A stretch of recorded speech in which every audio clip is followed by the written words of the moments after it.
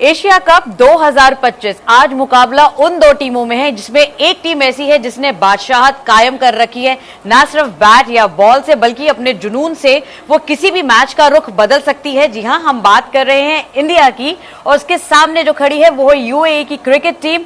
लेकिन याद रखिए ये अंडरडॉग जरूर है, इतनी मजबूत टीमों में नहीं गिनी जाती, लेकिन ऐसा भी कई बार देखा है कि कई अंडरडॉग जो टीमें हैं वो अपनी तरफ जो खेल है उसको मोड़ने का, उसको रुख मोड़ने का अपना जज्बा एक जरूर रखती हैं। इस पर कैसा होगा ये मैच, इस पर ज्यादा बातचीत करने के लिए हमारे साथ हमारे सहयोगी मनोज जोशी हैं। सर, पहले तो सबसे पहला सवाल ये कि एशिया कप में आज जो ये पहला match Bharat versus UAE, India versus UAE होने जा रहा है, तो इसमें क्या लग रहा है ये अंडरडॉग टीम का इतिहास कैसा है, पहले तो आप ये बताएं, क्योंकि ऑब्वियसली हर कोई जानता है कि they are not the so strong competitors against India. बिल्कुल, कोई भी देखता है तो यही अंदाजा लगाता है कि या तो ये शेर और मेमने की लड़ाई तो नहीं है कहीं, लेकिन मुझे लगता है शेर और मेमने की लड़ाई नहीं है, क्योंकि ये एक ऐसी टीम है जिसने बांग्लादेश से सीरीज जीती है। इसी साल बांग्लादेश जैसी जो फुल नेशन कंट्री है उसको हराया है सीरीज में। तो एक मैच में आप तुक्के से जीत सकते हैं T20 का, लेकिन आप पूरी सीरीज जो है तुक्के से नहीं जीत सकते। लेकिन उसके बाद अगर आप अफगानिस्तान के खिलाफ अभी पिछले दिनों जो मुकाबला ट्राई सीरीज का चल रहा था, जिसमें पाकिस्तान, यूएई और अफगानिस्तान के बीच में जो टक्कर हुई, उसमें अफगानिस्तान और पाकिस्तान के बीच में फाइनल हुआ था।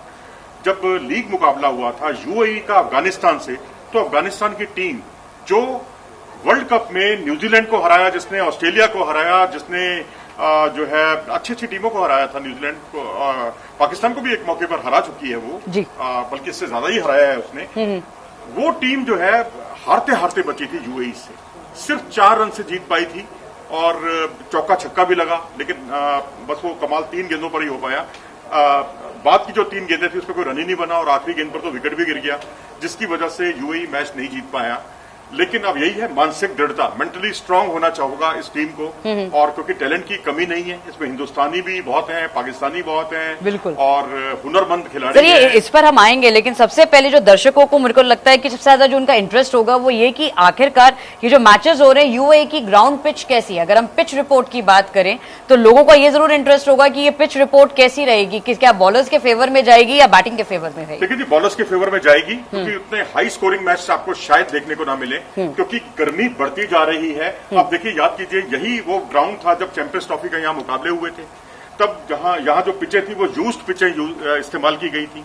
जो इस्तेमाल की गई पिचें जो हैं, अगर उस पर आप मैच खेलेंगे और गर्मी होगी तो वहां पिच स्पिन लेगी, काफी स्पिनर्स को मदद मिलेगी। और यही वजह, आपको याद होगा चैंपियंस ट्रॉफी में जिसकी मेजबानी पाकिस्तान की तरफ से हुई थी, उसमें जो है 4 स्पिनर भारत ने खिलाए। जी जी। लेकिन अब 4 स्पिनर वाली नौबत यहां आने वाली नहीं है, क्योंकि ग्रीन लैश पिच है, गर्मी बढ़ गई है, 42 डिग्री तापमान है, और जब शाम को मैच शुरू होगा तब भी तकरीबन 36 डिग्री के आसपास तापमान रहने वाला है। यानी अगर टॉस, मैं टॉस पे आता हूं, 36 डिग्री तापमान का मतलब ये हुआ कि वहां स्पिनर्स को भी मदद है और ग्रीन लैश विकेट है, और सबसे बड़ी बात है, जैसे मैंने कहा, यूज्ड पिचें नहीं है, इस्तेमाल की हुई पिच नहीं है, फ्रेश पिचें हैं।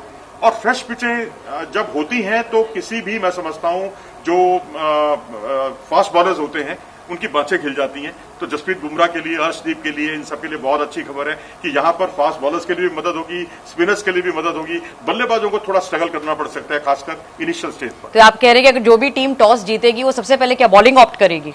देखिए जी, यहाँ क्योंकि दूसरा इसका तस्वीर का एक रुख मैंने बताया, तस्वीर का दूसरा रुख आपके सवाल से जुड़ा हुआ है जी।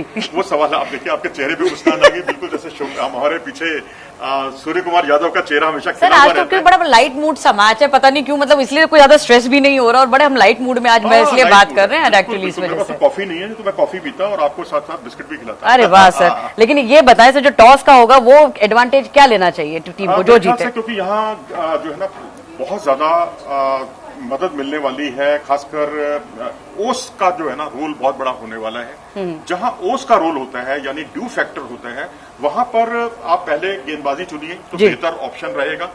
तो शुरू के बस 3, 4, 5 ओवर निकाल दीजिए, उसके बाद फिर आपकी बल्ले बल्ले, फिर तो आप बड़े तरीके से गेम को अपने तरीके से चला सकते हैं।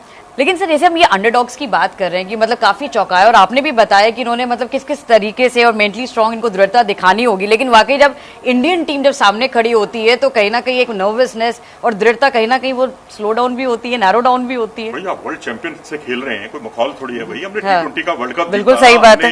पिछले 3 साल में अगर आप और भले ही आपकी टीम में कितने इंडियंस क्यों ना से, कितने इंडियंस है पहले तो आप ये बताइए। इंडियंस तो बहुत है, आप देखिए उनके एक्स्ट्रा वगैरह को भी अगर आप गिन लेंगे तो उसमें कई चोपड़ा जी भी खेल रहे हैं, कोई कौशिक भी है, कोई कौशिक जी भी खेल रहे हैं, चोपड़ा जी भी हैं, कोई सिमरनजीत भी हैं, जो शुभमन गिल को कभी प्रैक्टिस कराया करते थे। मतलब ये दोस्त थे क्या सर? दोस्त नहीं, ये बहुत वयोवृद्ध है भाई। अच्छा, मतलब 36 साल के हैं। और शुभमन गिल जब 12 साल के बच्चे थे तो ये उनको प्रैक्टिस कराते थे, लुधियाना से ताल्लुक रखते हैं और आज उनके अगेंस्ट है, उनका विकेट झटकना चाहते हैं।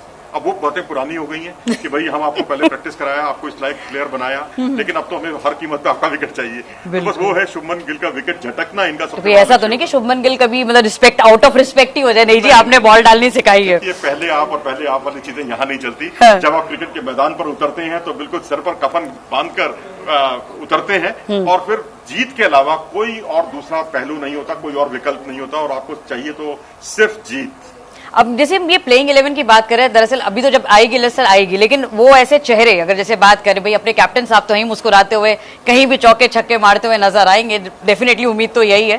तो लेकिन बाकी और किस पर इस बार ये लग रहा है सर जो थोड़ा स्कोर आगे बढ़ाने में या फिर यूएई को और टफ कंपटीशन देने में मददगार साबित होगा? मैं तो ये कहूंगा कि शुभमन गिल एक ऐसे खिलाड़ी हैं जो आलोचनाएं इन्हें बड़ी पसंद है। इनको जितना क्रिटिसिज्म करोगे ना उतना ये ज्यादा उभर कर सामने आते हैं। इसका बड़ा मिसाल है कि अगर आप देखें जो सेना मुल्क हैं, जैसे south Africa, England, New Zealand, Australia सेना मुल्क कहा जाता है, तो वहां पर इनका परफॉर्मेंस जो है इंग्लैंड टूर से पहले बहुत खराब था। इतना खराब था कि 17 या 18 का इनका कुल मिलाकर औसत था इन सेना मुल्कों में जाकर। लेकिन जब इंग्लैंड के खिलाफ सीरीज शुरू हुई तो इन्होंने कमाल कर दिया, समा बांध दिया। इन्होंने ऐसा प्रदर्शन किया जो इतिहास में किसी ने नहीं किया था। अच्छा। एक मैच में ग्राहम जूज के बाद सबसे अधिक रन बनाने वाले खिलाड़ी बन गए। एक प्लेयर जो है पहली पारी में जो है 250 प्लस का स्कोर बनाता है, दूसरी पारी में 150 प्लस का स्कोर बनाता है। तो ऐसा तो आपने कभी किसी को इतना एक छत्र राज करते हुए, पूरी तरह कंप्लीट डोमिनेट करते हुए नहीं देखा होगा, बहुत कम देखा होगा। तो वो काम उन्होंने कर दिखाया, हर आलोचना का माकूल जवाब दिया। तो मुझे लगता है अब इस बार एक बार फिर से एक आलोचनाओं का जवाब देने का वक्त आ गया, क्योंकि एक बड़ा वर्ग ऐसा भी है जो कहता है कि भाई उनके T20 क्रिकेट इनके बस की बात नहीं है। आप संजू सैमसन जिन्होंने 2 सेंचुरियां बनाई थी साउथ अफ्रीका के खिलाफ, बांग्लादेश के खिलाफ उन्होंने सेंचुरी बनाई थी, 5 मैचों में 3 सेंचुरियां थी, उसको क्यों बाहर बिठाया जा रहा है? क्योंकि चांसेस आज यही लग रहे हैं कि शायद जो है संजू सैमसन बाहर बैठे। अगर वो बाहर बैठते हैं तो ये बड़ी खबर होगी और इसका जवाब उनको देना होगा शुभमन गिल को कि नहीं भाई। और सर जिस तरीके से सैमसन अभी फॉर्म में है, संजू सैमसन जिस फॉर्म में अभी चल रहे हैं, उनको मतलब बाहर बिठाना ये निर्णय कहां तक जायज लगेगा सर? देखो जी, अभी तक तो यही है कि एक पक्ष तो यही मान रहा है टीम मैनेजमेंट के अंदर कि उनको बाहर बिठाया जाए, क्योंकि टीम कंपोजिशन उस हिसाब से बैलेंस नहीं बन पा रहा। अब जितेश शर्मा जो है, जिन्होंने आरसीबी की तरफ से खेलते हुए बहुत शानदार पारियां खेली हैं, अच्छे मैच विनर हैं, भाई देखिए उनको खिलाना है तो या तो आप टॉप ऑर्डर में खिलाएं, टॉप ऑर्डर में दीजिए, हाँ बिल्कुल खिलाएं या ओपन कराएं। अब ओपन में तो हमारे दोनों पंजाबी पुत्र जो हैं वो तैयार बैठे हुए हैं। अभिषेक शर्मा तैयार हैं, उधर से शुभमन गिल तैयार हैं, नंबर 3 पर तिलक वर्मा तैयार हैं। तिलक वर्मा को आप कैसे खारिज कर सकते हैं? वो दुनिया के नंबर 2 बल्लेबाज हैं। अभिषेक शर्मा अगर दुनिया के नंबर 1 बल्लेबाज हैं तो ये दुनिया के नंबर 2 बल्लेबाज हैं। तो वो नंबर 3 पर वो खेलते हुए दिखेंगे, सूर्य कुमार यादव नंबर 4 पर, तो इनका नंबर आएगा तो 5 नंबर पर या 5 नंबर के नीचे। तो ये जस्टिफाइड पोजीशन है इनके लिए? नहीं, बिल्कुल नहीं, बिल्कुल नहीं है। अगर आपको नीचे ही खिलाना तो जितेश शर्मा में क्या बुराई है? वो एक अच्छा मैच फिनिशर है, मैच फिनिशर के तौर पर उनको मतलब ये तो अपनी एसेट वेस्ट करने वाली बात हो जाएगी। करने वाली बात है। या तो आप उनको टॉप ऑर्डर पे खिलाइए, अगर तिलक वर्मा का इंजरी हो या तिलक वर्मा वैसा परफॉर्म ना कर पा रहे हो तब आप उनकी जगह पे संजू सैमसन को खिलाएं, नहीं तो फिर आप जितेश शर्मा के साथ जाएं। और सर जिस तरीके से इनका अगर यूएई, हालांकि आप बता भी रहे थे यूएई और इंडिया के बीच में कोई बहुत ज्यादा कोई हिस्ट्री नहीं है मैचेस की, एक मैच खेला लेकिन वो भी यूएई जो है बहुत बुरी तरीके से हारा, 10 विकेट से और रन मेरे ख्याल से मात्र बनाए थे 81, 81 पे ऑल आउट थी। 80 से 9 प्लेयर तो दहाई की संख्या तक भी नहीं पहुंच पाए थे, डबल फिगर, और 81 पे ऑल आउट थी। और आज जिस तरीके से ये होस्टिंग टीम जो आएगी सामने, वो भी इंडिया के खिलाफ, तो ये कितना बड़ा प्रेशर होगा, क्योंकि वो 81 से भी थोड़ा सा अपना टारगेट डेफिनेटली सोच, हर कोई सोच के ये आता है भाई कि ऊपर रखे, लेकिन जिस तरीके से वो आएंगे, क्योंकि ये कोई क्वालिफाई करके तो आए नहीं है मेरे ख्याल से, क्योंकि ये होस्टिंग कंट्री है तो इसलिए टीम हैज बीन क्वालिफाइड। नहीं देखिए, ऐसा है कि यहाँ पर देखना होगा कि जसप्रीत बुमराह को हम खिलाते हैं या नहीं खिलाते। अजय जडेजा जो पुराने अपने जमाने के अच्छे बल्लेबाज थे, उन्होंने बहुत बड़ा कमेंट कर दिया कि भाई मेरी तरफ से स्ट्राइक है, अगर किसी वजह से आपने अगर उनको आज खिलाया, उनको नहीं खिलाना चाहिए, उनको रेस्ट देना चाहिए, पाकिस्तान के खिलाफ अपना अचूक हथियार निकालें। पहले क्यों आप निकाल रहे हैं? लेकिन सवाल यहाँ पर यह है कि जब भी किसी खिलाड़ी को आप बड़े मैच में सीधे उतारते हैं, प्लेयर कितना भी बड़ा हो, उससे जो है उस खिलाड़ी पर एक मनोवैज्ञानिक दबाव आता है और वो उतना अच्छा परफॉर्म कर नहीं पाता। क्योंकि इसके बाद जो मैच होने वाला है वो तो वाकई मतलब हाई प्रेशर मुकाबला है। उससे पहले आप यहाँ पर, मैं कहता हूँ आप उनसे ना कराइए 4 ओवर, 2 ओवर ही कराइए बेशक, मतलब एक तरीके से वार्म अप मैच कह रहे हैं, वार्म अप मैच है ना, वार्म अप मैच हो जाए। ज्यादा वो तैयार होंगे फिजिकली और मेंटली, ज्यादा प्रिपेयर होकर आएंगे, पाकिस्तान के खिलाफ तरोताजा होकर आएंगे। लेकिन सीधा पाकिस्तान के खिलाफ उतारने का मतलब है आदमी उतनी रिदम नहीं कई बार पा पाता, तो उससे कई दिक्कतें खड़ी हो जाती। एक सर ये चीज भी है कि जैसे हम जब भी टीम इंडिया की बात करते हैं तो लोगों का क्रेज जो है वो रोहित शर्मा, विराट कोहली, अब वो तो है नहीं इस टीम में, लेकिन अब जितने बाकी खिलाड़ी हैं आपको लग रहा है वो जो फैन फॉलोइंग, जो क्रेजीनेस एक स्टेडियम में देखने को मिलता है विराट कोहली और रोहित शर्मा के रोको के नाम पर, तो वो क्या देखने को मिलेगा दोबारा? देखिए जी, अब जो चीज नहीं है अब उसके लिए ज्यादा चिंता करना तो ठीक नहीं होगा, लेकिन हाँ ये है कि विराट कोहली का जो एग्रेशन होता है एक अलग अपने आप में एक समा बांध देता है। हाँ, चाहे विकेट कोई भी ले कैमरा उनकी तरफ रहता है, रन कोई मारे कैमरा उनकी तरफ रहता है। अनुष्का शर्मा को देखा है एक बार, वो पूरी क्रिकेट टीम के साथ जो है विराट कोहली की नकल कर रही थी, दौड़ रही थी। बिल्कुल, मैं वही कह रही हूँ कि मतलब ये छोटे छोटे मोमेंट्स होते हैं जो मतलब ऑडियंस के साथ साथ जो घरों पे बैठ के जो अपने स्क्रीन पर भी लोग देख रहे होते हैं उनके लिए भी बड़ा एंजॉयमेंट के पल होते हैं। यही कहा कि विकेट कोई और ले रहा है, खुशी उससे ज्यादा खुशी विराट कोहली को होती है, तो यही समझ नहीं आता। और मतलब एक उनका चार्म भी तो बना रहता है ना, कभी एक चार्म फैक्टर तो मिस नहीं हो जाएगा सर? नहीं, देखिए अब ऐसा होता है कि अब आसमान पर एक पत्थर उछालिए, एक सीमा के बाद उसको ऊपर से नीचे आना ही, तो एक सर्टेन टाइम तक अब कितने, अब सचिन तेंदुलकर को हम चाहते थे कि उनको रिटायरमेंट दें, इतने अच्छे प्लेयर थे, अद्भुत प्लेयर थे। सुनील गावस्कर को हम कभी उस वक्त 80 के दशक में हम चाहते थे कि वो क्रिकेट से रिटायरमेंट लें, लेकिन एक समय के बाद रिटायरमेंट तो किसी को लेना ही है, हटना ही है क्रिकेट के उससे। लेकिन मुझे लगता है सर ये सूर्य कुमार यादव जो है ये भी उसकी मतलब पूरी कमी कर देंगे, क्योंकि जिस तरीके से चौके छक्के और जिस दिशा में मारे वहीं बाउंड्री के पार जाती है बॉल। चलिए, आपके मुंह में कितने दांत हैं पहले ये बताइए? सर मैंने गिने नहीं पहले, लेकिन मैं इतना जरूर दांत हैं आपके, तो मैं आपको एक चाय पिलाऊंगा, बिल्कुल आपको। बिल्कुल सर, डन है। अगर 32 दांत हैं और कहीं सूर्य कुमार यादव की बात आपने कही है और ये अगर कहीं चल निकले फिर तो वन मैन आर्मी है। मतलब एज अ मतलब इंडियन फैन मेरे को भी ये लगता है ना कि मतलब जैसे हम लोग जब बैठ के देखते हैं तो यही लगता है कि मतलब किसी भी दिशा में मारे वो जाती बाउंड्री के पार ही है। लेकिन बस ये है कि पिछला जो 2 सीरीज हुई हैं, चाहे वो साउथ अफ्रीका के खिलाफ हो, चाहे वो इंग्लैंड के खिलाफ हो, वहां इनका बल्ला चला नहीं है। सर कब तक नहीं चलेगा? सर कब तक नहीं चलेगा? भर से 1.5 साल से हम देख रहे हैं, 22 का औसत है टॉप लेवल के प्लेयर का इस तरह से होना। बाकी विराट कोहली वाले जो आपने बात कही है वो मुझे लगता है उनकी भरपाई करेंगे शुभमन गिल, क्योंकि वो बिल्कुल खूंटा गाड़ कर खेलने में यकीन करते हैं। एक खूंटा गाड़ दिया और उसके हिसाब से टिककर खेलते हैं, क्योंकि अगर आपने संजू सैमसन के दोनों विस्फोटक बल्लेबाजों को ओपनर के तौर पर उतार दिया और पता चला कि दोनों के विकेट ही जल्दी गिर गए या 2-3 विकेट और गिर गए, तो आप डैमेज कंट्रोल करते रह जाते हैं। exactly. आपके लिए 200 या 170 या 180 के स्कोर तक पहुंचना एक सपना बनकर रह जाता है। तो बेहतर होगा कि एक विराट कोहली वाले अंदाज में खूंटा गाड़कर खेले और एक अभिषेक वाले अंदाज में स्वच्छंद जिसे कहते हैं शॉट्स खेले, बड़े बड़े शॉट्स खेले, तो उसमें ज्यादा बैलेंस बनता है टीम का। तो वो जितना बैलेंस होगा उतना टीम के लिए अच्छा रहेगा। सर अगर यूएई की टीम की बात करें तो यहाँ पे मतलब कितने ही एक्सपीरियंस खिलाड़ी, अगर आपके अनुभव से बात करें, मतलब सारे युवा ही हैं मतलब जैसे आए हुए हैं, लेकिन वाकई कोई पैठ रखता है या फिर ये सिर्फ अभी यही है कि टीम अभी जैसे एक बिल्डिंग अप टीम है? देखिए, आलिशान शराफू एक प्लेयर है, उन पर नजर रहेगी। मुझे लगता है वो आज किसी भी टीम में होते तो उनको जगह मिलती टीम में, इतने बड़े खिलाड़ी हैं वो। 70-80 रन कैसे बना जाते हैं मिनटों सेकंडों में, चुटकियां मारते हैं। डरा रहे हो आप हमारे दर्शकों को कि 70-80? जितना यूएई अच्छा खेलेगा उतना हमें उसको हराने में मजा आएगा। हाँ, ये बात तो है सर, मैच में कुछ तो हो कि देखने में भी मजा है। बिल्कुल। शेर और मेमने की लड़ाई अच्छी लगती है आपको? नहीं सर, बिल्कुल मतलब बराबर। शेर ही लड़ता हुआ अच्छा लगता है, लेकिन क्या करें सर, मैं भी तो बादशाहत तो है। हमारी बादशाह तो है भाई, हम तो चाहेंगे कि बादशाह बनी रहे, लंबे समय तक बनी रहे। और रही बात आलिशान शराफू की, तो इस खिलाड़ी ने वाकई समा बांधा है, शॉट्स बहुत हैं, उनके तरकश में हर तरह के तीर हैं। उसके अलावा मोहम्मद वसीम है। पर सर ये हमारे इंडियन जिसकी आप बात कर रहे हैं, इंडियन बॉलर्स को खेलने में सक्षम है, ऐसी बात नहीं है। स्पिन बॉलिंग और ये सब कुछ समय से खेल रहे हैं लगातार। दरअसल हमारा स्टैंडर्ड जो है ना, अब Varun Chakravarthy T20 world cup के बाद 31-31 विकेट हैं उनके, जो दुनिया में किसी के नहीं है। कुलदीप यादव जैसा प्लेयर, एक अचूक, एक ऐसा प्लेयर जिसके टीम में जगह नहीं बन पाती, क्योंकि हम गहराई देखते हैं बल्लेबाजी में।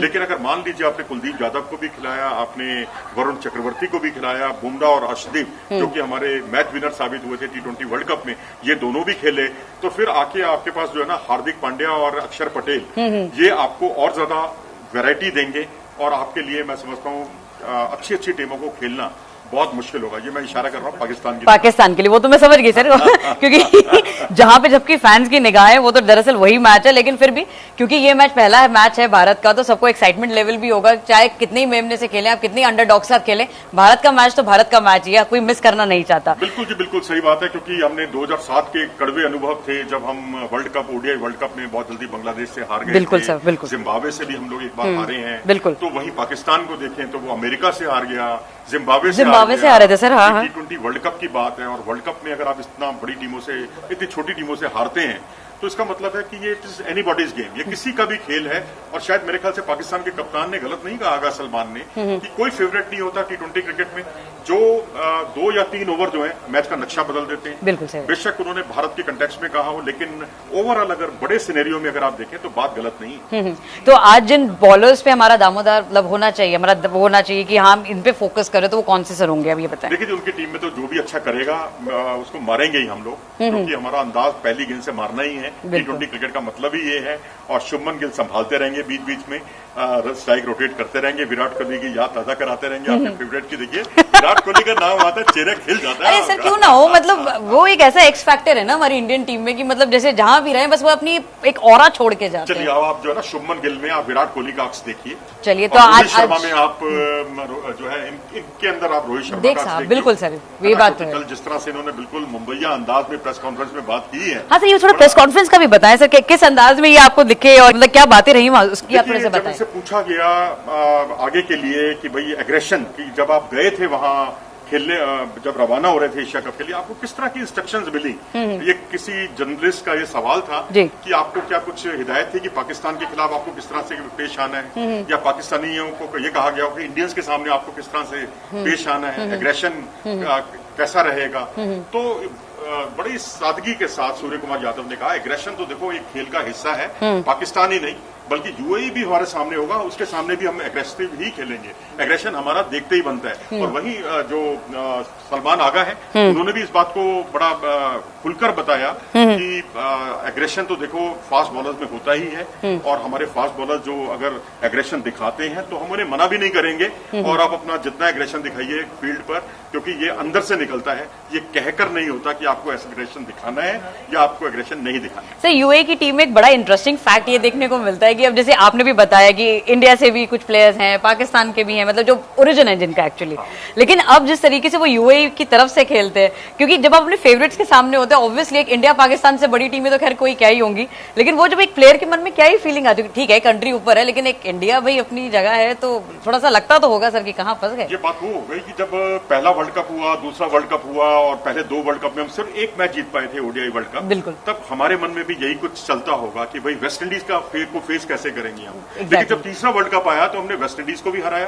और हम वर्ल्ड चैंपियन भी बने, और आपको क्या भरोसा, आने वाले समय में आपको कहीं अफगानिस्तान या बांग्लादेश, कहते हैं ना, सर अफगानिस्तान तो बड़ा सरप्राइज पैकेज लेकर आती ही है, यूएई से एक्सपेक्ट कर सकते हैं, सेमीफाइनल तक तो पहुंचती है, बिल्कुल, वर्ल्ड कप के सेमीफाइनल में पहुंचना अपने आप में यही बयान करते हैं। यही बयान करते हैं। केनिया का आप देखिए 2003 के वर्ल्ड कप के सेमीफाइनल में वो पहुंचे थे, तो अपने आप में वो बड़ा एक करिश्माई प्रदर्शन था, क्योंकि उसमें संदीप पाटिल जो है हमारे जो 83 वर्ल्ड कप की विनिंग टीम के सदस्य थे, वो उनके कोच हुआ करते थे। आज आप याद कीजिए 2007 का वर्ल्ड कप, जो T20 वर्ल्ड कप हमने जीता, तो उसमें लालचंद राजपूत जो है भारतीय टीम के कोच हुआ करते थे, आज वो यूएई के कोच हैं। ये देखिए, ये जो आप इंटरेस्टिंग फैक्ट्स बताते हैं ना सर, मजा आ जाता है। मतलब जो टीम एक वो मतलब इंडिया बिल्ड करके, इंडियन टीम, क्योंकि वो उनको लूप होल्स पता होते हैं, प्रॉस एंड कॉन्स पता होते हैं, तो यूएई को वो थोड़ा सा हेल्प आउट करने में वो रहेगा। बिल्कुल, उनको हेल्प आउट करने में बहुत मदद मिलेगी उनको, और अपने परफॉर्मेंस को फर्श से अर्श पर पहुंचाना, ये उनका सबसे बड़ा मकसद होगा। और जब आप इंडियन टीम से खेल रहे हैं तो आपके परफॉर्मेंस में सुधार की हर कोई उम्मीद करेगा, और लालचंद राजपूत तो चाहेंगे कि भाई जो 2007 के वर्ल्ड कप में हमने कमाल किया था, वही कुछ यूएई भी कमाल करे। कमाल का मतलब ये नहीं है कि ट्रॉफी उठाना, कमाल का मतलब अगर आपने एक आध उलटफेर भी कर दिया तो ये किसी खिताब जीतने से कम नहीं होगी। सर, खिताब जीतने से कम तो नहीं होगा, अपने बॉलिंग पैटर्न सारे बता दिए, लेकिन अगर जो बैटिंग के लिए आएगी, कंपेटिटिव स्कोर कितना रहेगा वो बताएं। यूएई पहले एक बल्लेबाजी कर, अगर हाँ ऑब्वियसली यूएई, तो मैं तो चाहूंगा 100 रन को पार कर लें भैया। पहले तो उनसे 70-80 रन ही बने थे, 81 बने थे, 81 थे, मुझे याद है 81 पे पूरी टीम ऑल आउट थी। तो अब जब 81 रन बनाने वाली टीम अगर 100 या 125 तक बनाती है, तो ये भाई एक सीढ़ी चढ़ने वाली बात। अब उससे आप ये कहें कि आप टाइटल जीत जाएं तो ये कोई अतिशयोक्ति होगा, बहुत ज्यादा हम उम्मीद कर रहे हैं। तो मेरे ख्याल से आप 100, 125, 150 रन बनाने की आदत डालें पहले, तो ये आपकी एक बड़ी कामयाबी होगी। आने वाले समय में आप एक कोई मैच जीतने के बारे में कहेंगे तो वो और ज्यादा उसका मजा आएगा, कई गुना उसका रोमांच बढ़ जाएगा। और विकेट्स की अगर बात की जाए तो कितनी विकेट्स लेना मतलब एक आपके लिए एक कैप मतलब फेदर इन द कैप होगा? मतलब अगर वो गेंदबाजी करते हैं, जी जी, देखो जी, अगर वो 4 या 5 विकेट भी हमारे ले लेते हैं तो मैं तो उनकी जीत मानूंगा कि बहुत बड़ी बात है उनके लिए। कि यूएई को कोई नहीं जानता, जो कुछ चर्चा होती है भारत के बाद तो वो अफगानिस्तान की होती है या बांग्लादेश की होती है या पाकिस्तान की होती है। अब रविचंद्रन अश्विन से यही सवाल पूछा गया कि आपके हिसाब से नंबर 2 टीम कौन सी है इस बार की, तो उन्होंने कहा कंफ्यूज हो गए। Number 2 team. जैसे कल आपने मुझे कंफ्यूज कर दिया था एक सवाल में, तो उस वक्त उनका बड़ा जवाब था कि नंबर 1 टीम है हिंदुस्तान, नंबर 2 टीम है हिंदुस्तान, नंबर 3 टीम है हिंदुस्तान, नंबर 4 टीम है हिंदुस्तान और नंबर 5 पर आप बांग्लादेश और अफगानिस्तान किसी को भी रख लीजिए। लेकिन सर ये बात तो मतलब एक है तो बड़ा सरप्राइजिंग सा क्वेश्चन है कि ठीक है इंडिया को तो हम देख ही रहे हैं एज एन टॉप लीड में, लेकिन वाकई सेकंड और थर्ड की फाइट तो बहुत ज्यादा इस बार देखने को मिल रही है। क्योंकि अभी ट्राई सीरीज पाकिस्तान ने जीती है तो हम पाकिस्तान को नजरअंदाज बिल्कुल नहीं कर सकते। देखिए, भूल जाइए थोड़ी देर के लिए सिंदूर की घटना, भूल जाइए पहलगांव की घटना। अब यहाँ पर परफॉर्मेंस जो है वो ज्यादा मायने रखता है और उस परफॉर्मेंस के लिहाज से मैं समझता हूँ कि पाकिस्तान, क्योंकि उनके पास 2-3 अच्छे बल्लेबाज आए हैं, उन्होंने भी बाबर आजम और मोहम्मद रिजवान और नसीम इन सबसे पीछा छुड़वा लिया। इसका मतलब है कि सही ट्रैक पर वो लोग चल रहे हैं, वो ट्रेडिशनल सोच से नहीं चल रहे हैं। तो ये अच्छा है। मैं समझता हूँ पाकिस्तान की टीम जितनी ऊपर उठेगी उतना हमारे लिए अच्छा है, ताकि हम भी गर्व से अपना कॉलर ऊंचा कर सके कि हमने एक तगड़ी टीम को हराया है। क्योंकि वही है ना, जो हम शेर और मेमने की बात कर रहे हैं कि अगर हमने हराया एक कमजोर पाकिस्तान टीम को तो उसका मजा नहीं आता। तो चलिए, ये हमारी पूरी चर्चा है मैच से पहले। यकीनन ये जब मैच शुरू होगा तो लोगों का जो क्रेज है, एक फैंस का क्रेज है, आज जिस तरीके से इंडिया का ये पहला मैच है उसको लेकर दर्शक तो काफी ज्यादा उत्सुक है ही। आप हमें अपने कमेंट बॉक्स में अपनी राय जरूर रखिएगा कि मतलब आपको हमारा ये प्रोग्राम कैसा लगा, क्योंकि ऐसे ही कुछ चर्चाएं लेकर, कुछ इंटरेस्टिंग स्टोरीज लेकर जो मनोज जी हमारे को शेयर करते रहते हैं हमारे साथ, जो वाकई हमें भी नहीं पता होती। Thank you very much sir. एक तो पहली बात जो आप इंटरेस्टिंग स्टोरीज बताते हैं, तो जरूर आप हमारे साथ जुड़े रहिएगा। कुछ ऐसी इंटरेस्टिंग स्टोरीज लेकर, पिच रिपोर्ट लेकर आपके सामने आते रहेंगे और बताएंगे कौन सी टीम किस पर भारी है और यूएई में किस टीम का डंका बजेगा।